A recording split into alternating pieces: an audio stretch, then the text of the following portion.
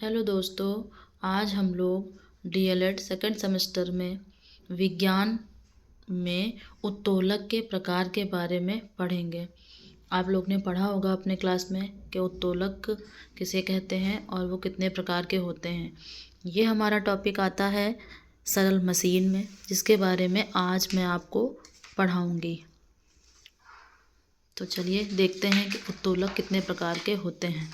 सबसे पहले हम लोग जान लेते हैं कि उत्तोलक होता क्या है, किसे हम उत्तोलक कहते हैं। तो उत्तोलक एक सरल यंत्र है, यह एक दृढ़ छड़ होती है।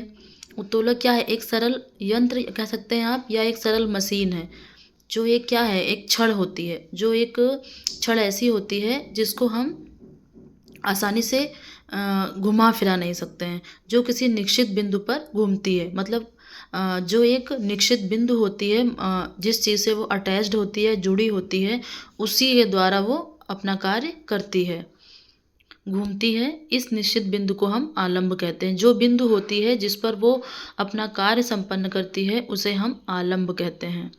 आगे देखते हैं, उत्तोलक को एक सरल यंत्र कहा जाता है।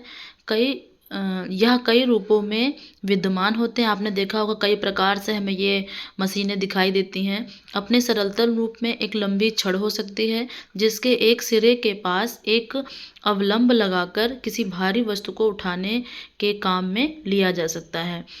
उसमें जो एक निश्चित बिंदु होता है, उसकी सहायता से हम उस मशीन या उस यंत्र की सहायता से हम किसी वस्तु पर भार लगाकर उठाने या उसको अपने प्रयोग में लाने के लिए हम यूज़ करते हैं या प्रयोग करते हैं। अब देखते हैं हम उत्तोलक के प्रकार।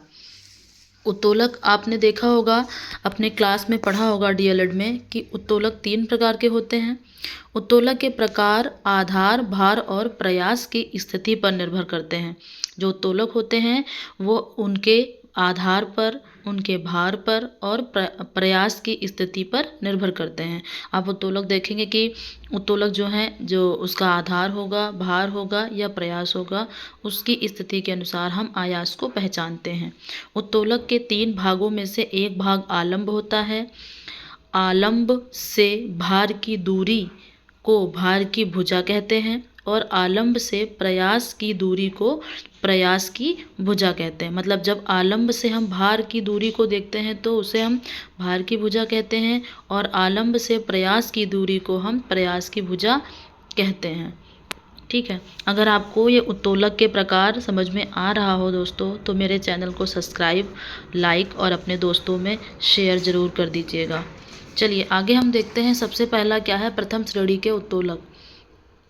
प्रथम श्रेणी के उत्तोलक क्या होते हैं? इस वर्ग के उत्तोलकों में आलंब आयास तथा भार के बीच में स्थित होता है। जो आलंब होता है वो आयास और भार के बीच में स्थित होता है।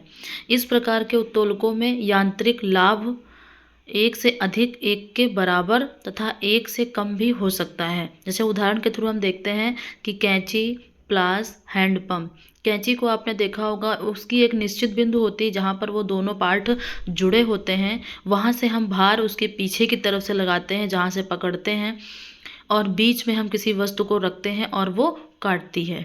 ठीक है। जो बिंदु होती है उसे हम आलंब कहते हैं, और भार जहाँ से हम उस पर भार लगाते हैं और जिस चीज़ को हम काटते या पकड़ उसका यूज़ करते हैं, उसे हम आयास कहते हैं। ठीक है। वैसे ही हमारा प्लास है, उस पर हम भार पीछे से लगाते हैं और बीच में हमारा आलंब होता है और आगे की साइड हमारा आयास होता है। ठीक है। वैसे ही हमारा हैंडपंप। ये हमने कैंची का चित्र बनाया है। ठीक है। आप इसी तरीके से बता सकते हैं, 1-2 एग्जाम्पल दे करके उनको समझा सकते हैं। ठीक है। आगे देखते हैं हम द्वितीय श्रेणी का उत्तोलक। इस वर्ग के उत्तोलक में आलंब व आयास के बीच भार होता है। अभी मैंने बताया आलंब क्या होता है, आयास क्या होता है, और भार। भार मतलब जहाँ से आप उस यंत्र या मशीन पे भार डाल रहे होते हैं। आलंब हमेशा एक निश्चित बिंदु जहाँ पर होती है उसे हम आलंब कहते हैं। और आयास जहाँ से हम उसको प्रयोग कर रहे होते हैं, मतलब जहाँ से उस चीज़ को हम काटते या पकड़ते हैं, उसे हम कहते हैं आयास। इस प्रकार के उत्तोलकों में यांत्रिक लाभ सदैव 1 से अधिक होता है। इसमें जो लाभ यांत्रिक होता है वो 1 से अधिक होता है। जैसे सरौता, निपुण चूर्ण की मशीन, काफ़ी सारे इसके एग्जाम्पल हैं। आप इस तरीके से बहुत सारे एग्जाम्पल को यूज़ कर सकते हैं। जैसे मैंने इसमें सरौता लिया, अब मैं एग्जाम्पल के थ्रू आपको समझाऊंगी। जैसे आप देख रहे हैं ये सरौता, तो सरौता जो एक निश्चित बिंदु गोल गोल आपको दिख रही है, ये इसका आलंब है। और जो पीछे हमारे दोनों डंडे हैं, इसको हम पकड़ते हैं तो यहाँ पर हम क्या करते हैं, उस पर उस वस्तु को प्रयोग करते हैं, और जहाँ पर बीच में जो चीज़ रखेंगे उसको काटेंगे वो हमारा आयास हो जाएगा।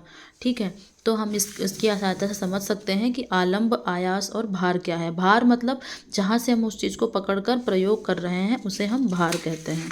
ठीक है, अगला देखते हैं तृतीय प्रकार का उत्तोलक। इस वर्ग के उत्तोलक में आलंब व भार के बीच में आयास होता है।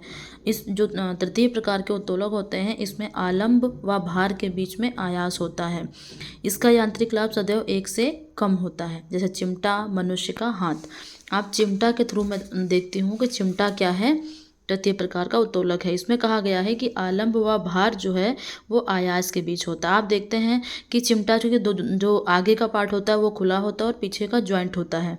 ठीक है, जो निश्चित बिंदु पर होता है उसे हम आलंब कहते हैं। पीछे हम उसमें क्या करेंगे, वस्तु को पकड़ने के लिए आयास लगाएंगे। जो हमारा बीच में होता है वो आयास होता है, और जहाँ से हम उसको पकड़ते हैं, भार लगाते हैं, वो हमारा भार होता है। ठीक है, अगर आपको बहुत अच्छा समझ में आया हो दोस्तों, तो मेरे चैनल को सब्सक्राइब और लाइक ज़रूर कर दीजिएगा। ये हमारा आज का रहा आलंब किसे कहते हैं और कितने प्रकार के होते हैं। आलंब हमारा 3 प्रकार के होते हैं, प्रथम, द्वितीय और तृतीय प्रकार के उत्तोलक। तीनों के आप एक एक एग्जाम्पल के थ्रू पढ़ सकते हैं और देख सकते हैं, समझ सकते हैं, आसानी से समझ जाएंगे। थोड़ा सा मैंने इसमें क्रिएटिविटी बनाई हुई है, आप इसको देख सकते हैं। अगर अच्छा लगे आपको तो आप भी इस प्रकार से अपनी फाइल में बना सकते हैं। धन्यवाद।